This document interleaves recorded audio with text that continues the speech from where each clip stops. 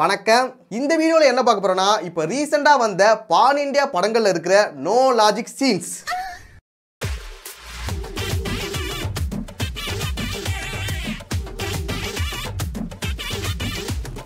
அதுல ஃபர்ஸ்ட் வார் 2 படத்தை தான் பார்க்க போறோம். வார் 2 ஓட ஸ்டோரியை பொறுத்த வரைக்கும் ஒரு ஓகேவான ஸ்டோரி தான். ரொம்ப போர் அடிக்கிறதோ ரொம்ப மோசமான ஒரு ஸ்டோரியே கிடையாது. ஆனா எங்க பிரச்சனைனா நிறைய நோ லாஜிக் சீன்ஸ் இருக்கும்.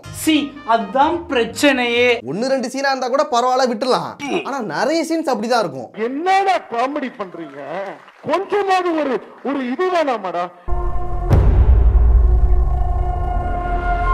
ஸ்டார்டிங்ல இந்த படத்தை பார்க்கும்போது ஏதோ ஒரு பயங்கரமான படத்துக்கு வந்துட்டான்டா, ஹாலிவுட் லெவல்ல இருக்க போதுடா அப்படின்னா என்னென்னமோ யோசிச்சிட்டேன். ஆனா அடுத்த சீன்ல அப்படியே கவுத்துட்டானுங்க. நம்ம பையதான் அப்படின்னு புரிய வச்சுட்டானுங்க.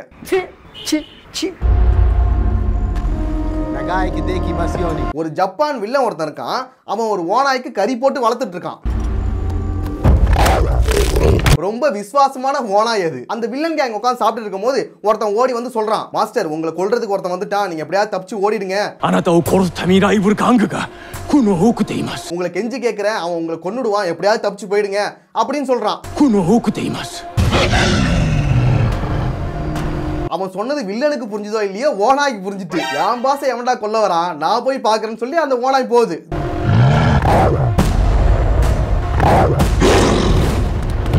இப்பதான் நம்ம ஹீரோ என்ட்ரி.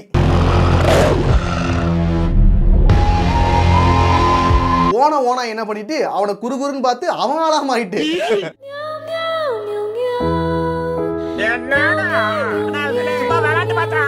இங்க தாங்க நான் உடஞ்சு போயிட்டேன். ஹீரோ வந்துட்டு கண்ணாலேயே அந்த ஓனாயை கட்டுப்படுத்திட்டாரா.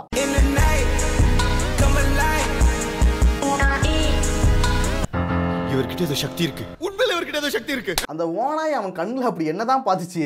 அம்மாடி காம பார்வையாளருக்கு. இதெல்லாம் பாலையா அந்த காலத்திலே பண்ணிட்டாரு. அந்த காலத்திலே பண்ணி அதை ட்ரோல் பண்ணியே பல வருஷம் ஆயிட்டு.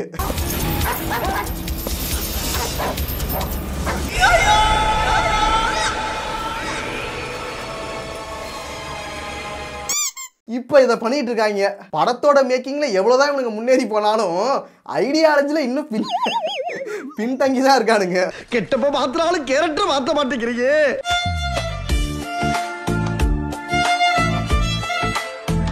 சரி இதை விட்டுலாம். அதுக்கப்புறம் ஹீரோ வந்து சண்டை போட்டுட்டு இருப்பாரு. அப்போதான் வில்லன் வந்துட்டு நீங்க ஒரு பக்கம் சண்டை போடுங்கடா நான் தப்பிச்சு போறேன்னு ஹெலிகாப்டர்ல தப்பிச்சு போக ட்ரை பண்ணுவாரு.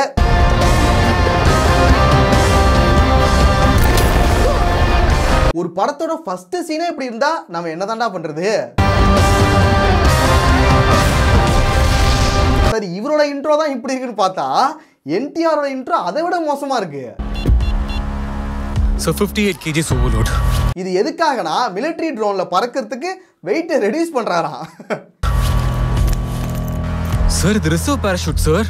அப்பா இப்போ இல்ல. ட்ரோன்ல பறக்கிறதுங்கிறதே ஒரு பெரிய ஆச்சரியம் தான்.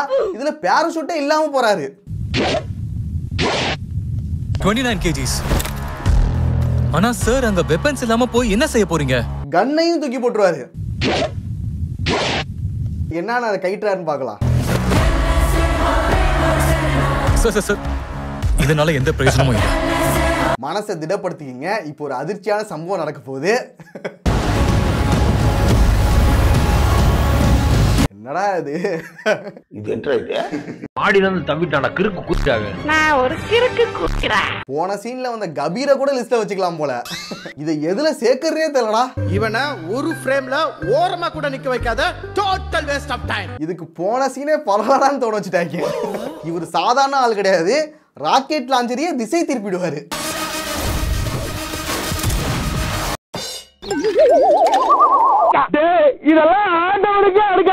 அடுத்து ஒரு ட்ரெயின் சீன் ஒன்று வரும். பிரிட்ஜை உடைச்சிட்டு ட்ரெயின்ல குதிக்கிறாங்க. சரி குதிக்கிறத ட்ரெயின் மேல லேண்ட் ஆகுற மாதிரி பண்ணலாம்ல. அது என்னன்னா முன்னாடி குத்தி அதுக்கப்புறம் மேலே ஏறி போதான். நீங்க பண்றதா பண்றீங்க, டைரக்டா ட்ரெயின் மேலேயே லேண்ட் ஆகுற மாதிரி வச்சிடலாம்ல. என்னடா ஏ? சரி அடுத்து ஒன்று இருக்கு. தலைவன் வந்துட்டான். இப்ப அவன் பண்ணதை விட இவன் அதுக்கு மேல ஒண்ணு பண்ணுவான். பண்ணணும் அதான் நல்லது. ட்ரெயின் மேல பாஞ்சி இவர் ஓடிட்டு இருக்காரு. சரி ஓகே, இது கூட ஏதோ ஹீரோயிசம் பண்ணட்டும் விட்டுறலாம். விட்டுருவா விட்டுறா. அடுத்து அந்த கார் என்னாச்சுன்னா அப்படியே சரிஞ்சுக்கிட்டே போய் ட்ரெயினுக்கு முன்னாடி போயிடுது. என்னடா இது, அப்படியே தேய்ச்சிக்கிட்டே போயிட்டு இருக்கான். சரி இதுவும் படம் தானே, இதுவும் ஒரு நல்ல சீன் தான். அப்புறம் அந்த கார் மேல இருந்து ஏறி ட்ரெயினுக்கு மேல வந்துருவாங்க.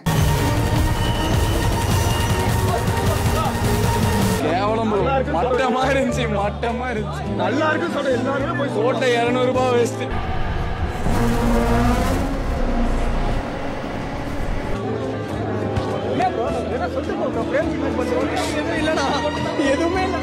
படமா இது மயிராட்டே இருக்குது. படமே பிடிக்குது.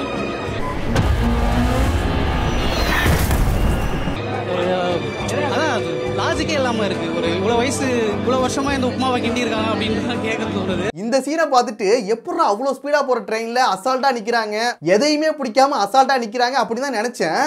ஆனா அடுத்து ஒரு சீன் வரும் பாருங்க. தம்பி உனக்கு ஒரு அதிர்ச்சி.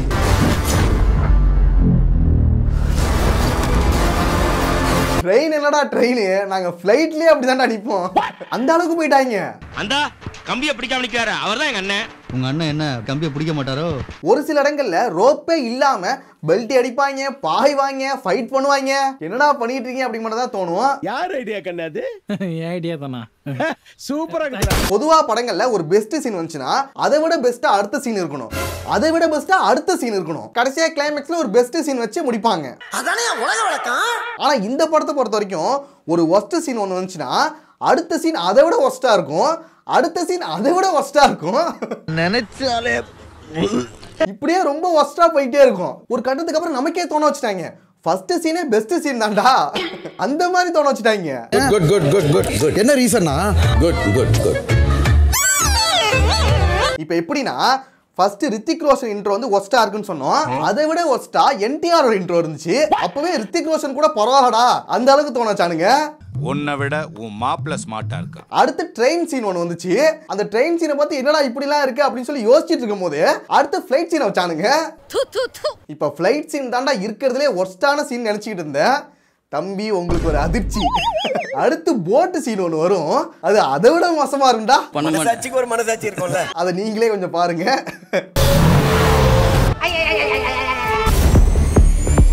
ஒரு போட்டை ரேஸ் ட்ராக்ல ஓட்டிட்டு இருப்பானுங்க. எனக்கு ஒரு டவுட்ரா, நீங்களா வந்து இதெல்லாம் செய்யும் போதே தப்புன்னு தெரிஞ்சுதான் செய்றீங்களா இல்ல ஹீரோசம்காக செய்றீங்களா? அந்த போட்டு ரோட்ல வளைஞ்சுதான் போயிட்டு இருக்கு. என்னடா இது? நல்ல வேலை. சூப்பர்ண்ணே. எப்படி உங்களால முடியுது? முடியும், என்னால முடியும். எனக்கு எப்படின்னு சொல்லுங்கண்ணே. எனக்கு தெரிஞ்சு உலகத்திலேயே ரொம்ப மோசமான நோலாஜிக் சீன்ஸ் எல்லாமே போஜ்புரி படங்கள்ல தான் இருக்கும். ஆனா அவனுங்க கூட இவ்வளவு கேவலமா யோசிக்க மாட்டாங்க. ஆனா இவ்வளவு கேவலமா போக மாட்டேன்டா. இதுல என்னடா கேவலம் இருக்கு? உங்களுக்கு கேவலம் இல்ல பிரதர், எனக்கு கேவலம். எடுக்கிறது இல்ல, யோசிக்க கூட மாட்டானுங்க. இதை விட கேவலமா யூஸ் பண்ணுங்க. உன்ன மாதிரி ஒரு ஈன பிறவி நான் என் வாழ்க்கையில பார்த்ததே இல்ல. உன்னை செத்தான். அப்புறம் கடைசியா மாஸ்டர் சீன் வரும், அதான் அந்த கையில குத்திக்கிறது.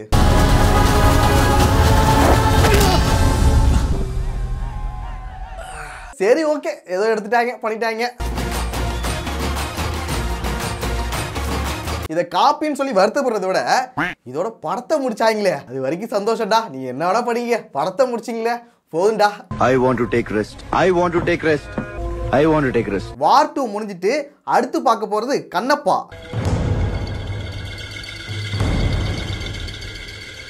என்னையா சார் முன்னதான் வா.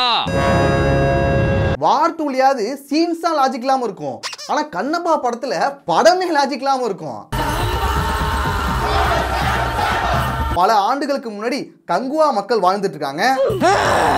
அம்மன் தாய் என்ன சொல்றாங்க? அந்த மக்கள் ஜாலியா வாழ்ந்துட்டு இருக்கும் போது 7ஆம் அறிவு படத்துல வந்த மாதிரி ஒரு தொத்து நோய் வந்துருச்சு. ஆமாண்ணே, என்னண்ணே பண்ண சொல்றீங்க? நோய்னே, தொத்து நோய்னே. நம்ம பட்டியல தொடர்ற மரணங்களை நிறுத்தணும்னா ஒரு உயிரை பலி கொடுக்கணும்னு. அப்ப மாரியம்மா உடம்புல அம்மன் வந்து குறி சொல்றாங்க. மாரியம்மாங்கிறது இந்த அம்மா தான், அம்மன்ங்கிறது தான் கடவுள். ஒரு உயிரை பலி கொடுத்தா ஒரு பேரோட உயிரை விட்டுட்டேன்னு சொல்ற அம்மா. ஏடா நோய் வந்து செத்துட்டு இருக்காங்க, இப்போ வந்து பலி கொடுக்கணுமா? இப்போ பேசுறது தெய்வமா இல்ல வேஷம் போட்டவரா? மறுபடியும் ஒருத்தர் பலி கொடுக்கணுமா? போன வாரம் தான் இதையே சொல்லி ஒருத்தனை பலி கொடுத்த, இப்ப இந்த வாரம் இன்னொருத்தனை கேட்கிறியா அப்படின்னு கேக்குறாங்க. அம்மன் கொடுத்த உயிரை அம்மனுக்கே கொடுக்கறதுக்கு ஏன்டா யோசிக்கிறீங்க? அம்மன் கொடுத்த உயிர் அம்மனுக்கேவா? என்னடா இது? பகவான் கொடுத்த உயிர் பகவான் எடுத்துக்கிட்டாரு. நோய் வந்து செத்தவன் 2 பேரா, பலி கொடுத்தவன் 10 பேரா. அம்மனோட ஆத்திரத்துக்கு ஆளாகணுமா கருணை வேணுமா? ஆனா யோசிச்சு பார்த்தா மாரியம்மா சொன்னது கரெக்டான விஷயம் தான். ஏன்னா நீங்க எல்லாருமே அம்மனுக்கு பலி கொடுத்துட்டா ஊர்ல ஒரு பையன் இருக்க மாட்டான், தொத்து நோய் வராதா? நீங்க உயிரோட இருக்கனாலதான் தொத்து நோய் வருது, செத்து தொலைங்கடா அப்படிங்கிற நல்ல விஷயத்தை தான் சொல்றாங்க. அந்த ஊர் மக்களுக்கு லேட்டா தான் புரியும். அம்மனோட காலடியில பலி கொடுப்போம். இப்ப அந்த தொத்து நோயை விரட்டுறதுக்காக பலி கொடுக்க போறாங்க. இப்பவே உங்களுக்கு தெரிஞ்சிருக்கும் இவங்க எப்படிப்பட்ட ஒரு தற்குறி மக்கள்னு. அப்ப எந்தல எவ்வளவு முட்டாளவன், அவனை எந்த விதத்திலையும் மன்னிக்க முடியாதுல்ல.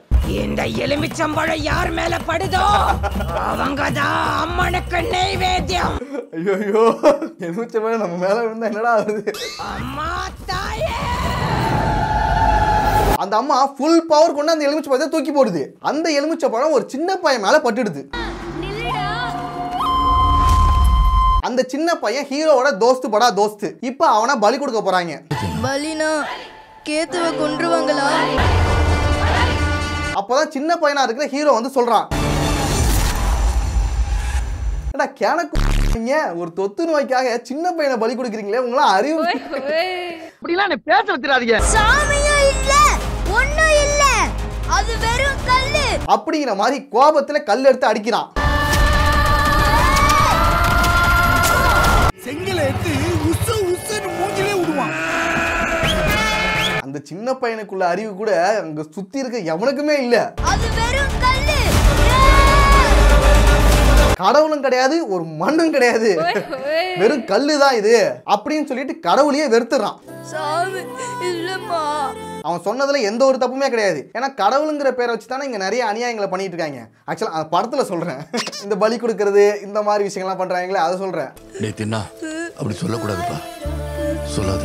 அந்த சின்ன பையனை தற்குறியா இருக்கிற அவங்க அப்பா வந்து சமாதானப்படுத்துறாரு. ஐயோ சாமி அப்படி எல்லாம் பேசாதேயா, தெய்வ குத்தாயிடையா. எப்பா இந்த வயசுல இப்படி எல்லாம் பேசாதப்பா, தற்குறியா இருப்பா. மனுஷனோட பகை வச்சுக்கலாம், சாமி கூட வேணாட்டா.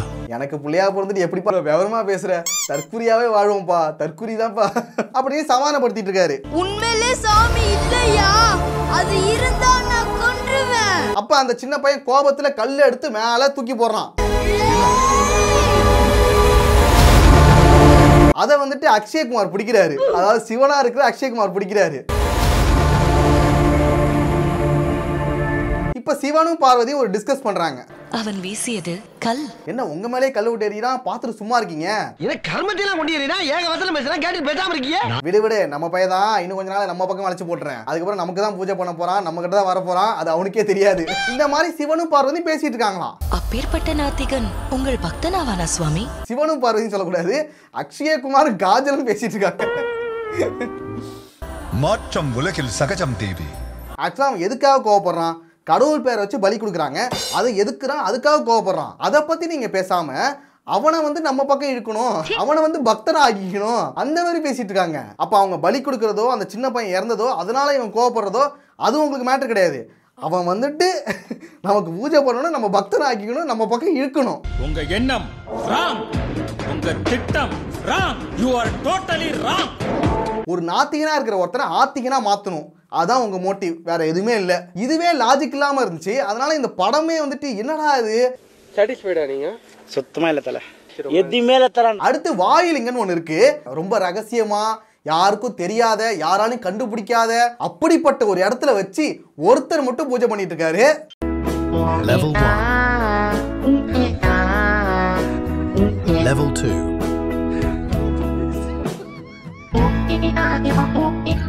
Level 3. அந்த இடத்தை நீங்களே பாருங்க. சர்வாதிகாரி.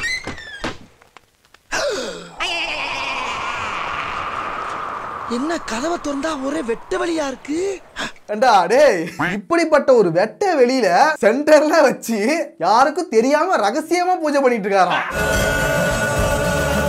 இவருக்கு மட்டும் தான் அந்த வழி தெரியுமா, இவர் மட்டும் வந்துட்டு பூஜை பண்ணிட்டு போயிடுவாராம். என்னடா அது? அடுத்தவங்க பார்வை பட விட மாட்டு, யாரையும் இங்க நுழைய விட மாட்டேன். நான் என்னமோ ரகசியமா யாருக்கு தெரியாம அப்படி இப்படின்னு சொல்லும்போது ஏதோ ஒரு குகைக்குள்ளேயோ இல்ல புதருக்குள்ளேயோ இல்ல காட்டுக்குள்ளேயோ யாருக்கும் தெரியாத இடத்துல வச்சிருப்பாரு நினைச்சேன். ஆனா இவ்வளவு வெட்ட வெளியில வச்சு படைச்சிட்டு இருக்காரு. இந்த வாயுலிங்க ரகசியத்தை காப்பாத்துறதுக்காக என் உயிரை கொடுக்கவும் தயாரா இருப்பேன். அதுவும் அங்க சுத்தி இருக்கிற 5 வில்லேஜ் இருக்கும், யாருக்குமே தெரியாது, இவர் மட்டும் தான் வந்துட்டு போவாரு. சரி, அது ஒரு பக்கம் இருக்கட்டும். இன்னொரு பக்கம் ஹீரோ வளர்ந்து ஹீரோயினை தேட ஆரம்பிச்சிருவாரு. ஹீரோ வேட்டையாட போகும்போது ஹீரோயின் குளிச்சிட்டு இருப்பாங்க. அதை வந்து இவர் எட்டி பார்ப்பாரு. அதுக்கப்புறம் ஹீரோயினை விரட்டி விரட்டி மிரட்டி மிரட்டி காதல் பண்ணிட்டு இருப்பாரு. ஆனா அந்த ஹீரோயினுக்கு இவரை சுத்தமா பிடிக்கவே பிடிக்காது. சமமிதி நான் எதிர்பார்க்கல. என்ன பவர்? என்னடா ரீசன் கேட்டா பிடிக்கலங்கிறதே ஒரு ரீசன் தானங்க. அதுக்கப்புறம் என்னங்க ரீசன் வேணும்? கத்திய நெஞ்சில இறக்கட்டுமா? சரி, எப்படி தாண்டா கரெக்ட் பண்ண போறாரு அப்படின்னு சொல்லிட்டு ரொம்ப எதிர்பார்த்துக்கிட்டு இருந்தேன். தம்பி, உங்களுக்கு ஒரு அதிர்ச்சி. சிம்பிளா நொங்கடிக்க சொல்லி கொடுத்து கரெக்ட் பண்ணுவாரு. அப்ப கைய பிடிச்சி கரெக்டா நுங்க அடிச்சிருவாரு. அதுக்கப்புறம் இவங்களுக்குள்ள ஒரு லவ் சாங்னு ஒன்று வரும்.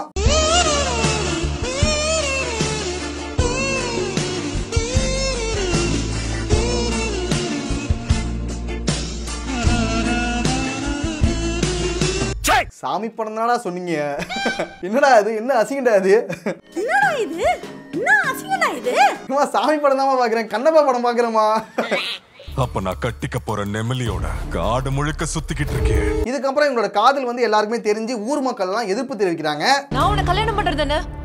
உன் அம்மாவை கேளு. பொண்ணு வந்து ஹீரோவை லவ் பண்ணாலும் பொண்ணோட அம்மா இருக்காங்களே, அவங்க வந்து வேற ஒருத்தரை வந்துட்டு பொண்ணுக்கு கல்யாணம் பண்ணி கொடுக்கணும்னு சொல்லி வாக்கு கொடுத்துருக்காங்களாம்.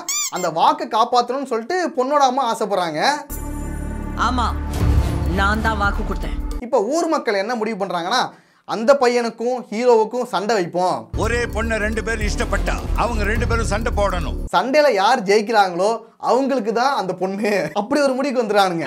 சண்டையில ஜெயிக்கிறவனையே அந்த பொண்ணு கல்யாணம் பண்ணும். தற்கொலை மக்கள்னு நிமிடத்துக்கு ஒரு மாதிரி நிரூபிச்சுட்டே இருப்பானுங்க. இப்ப அந்த பேபுலிக்கும் ஹீரோவுக்கும் சண்டை நடக்குது.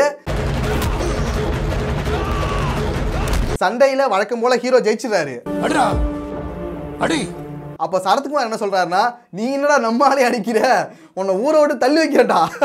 அது காரமந்த பசுபதி 10 வருஷம் ஊரை விட்டு தள்ளி வைக்கிறேன். காட்டு இருக்க எல்லாரையும் நான் முன்ன சேர்க்க முயற்சி பண்ணா எல்லாரையும் பகையாளியாக்க பாக்குறேன். அத்தனைக்கும் சரத்குமார் வந்துட்டு ஹீரோட அப்பா. அவங்க எல்லாம் சேர்ந்து தான் பிளான் பண்றாங்க, சண்டை போடுங்க, சண்டையில ஜெயிச்சவனுக்கு தான் அந்த பொண்ணுன்னு. கடைசியில சண்டையில ஜெயிச்சவனுக்கு அந்த பொண்ணை கொடுக்காம சம்பந்தமே இல்லாம அவனை ஊரை விட்டு ஒதுக்கி வச்சுறாங்க. ஜாதி கட்டுப்பாட மதிக்க தெரியாதவனுக்கு இந்த பட்டியல இடம் கிடையாது. அதுக்கு ஏன்னா நீங்க சண்டை போட வச்சீங்க, அதை முன்னாடியே நிறுத்தி இருக்கலாம்ல. நான் ஊரை விட்டே ஒதுக்கிறேன் அப்படின்னு சொல்றாங்க. நமக்குள்ள பகையை உண்டாக்க நினைக்கிற திண்டாவ இந்த நொடியில இருந்து வெளியேற்ற. டேய் ஃபூல், அப்புறம் என்ன சண்டை போட வச்சீங்க?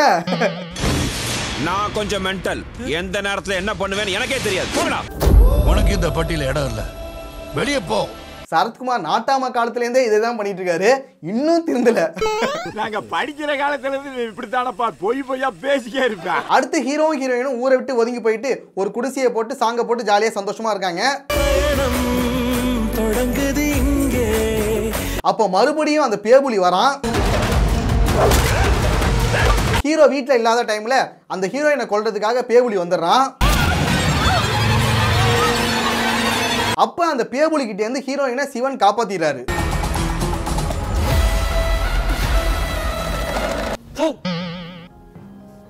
சார் நீங்களா?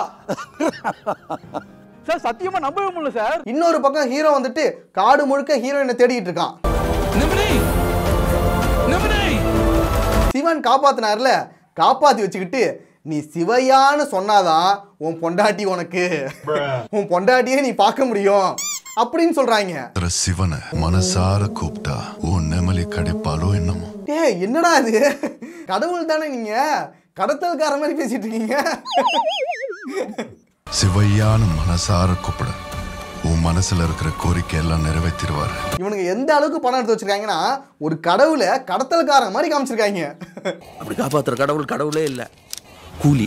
அதுக்கப்புறம் வேற வழி இல்லாம சிவையான்னு சொல்லிடுவானா, ஒரு யானை ஹீரோயினை தூக்கிட்டு வந்துடும். சிவையா.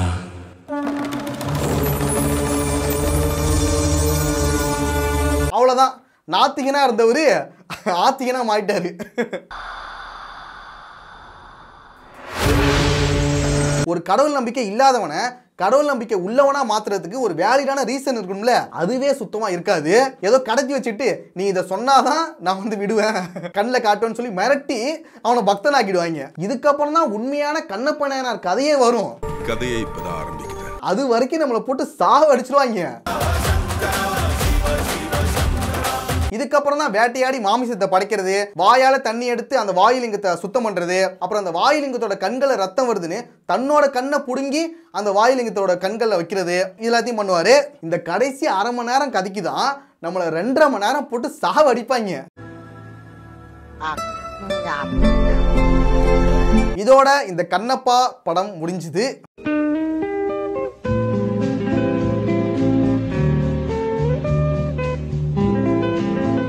ஓகே, அவ்வளோதான் வீடியோ. நெக்ஸ்ட் ஒரு வீடியோவில் பார்க்கலாம்.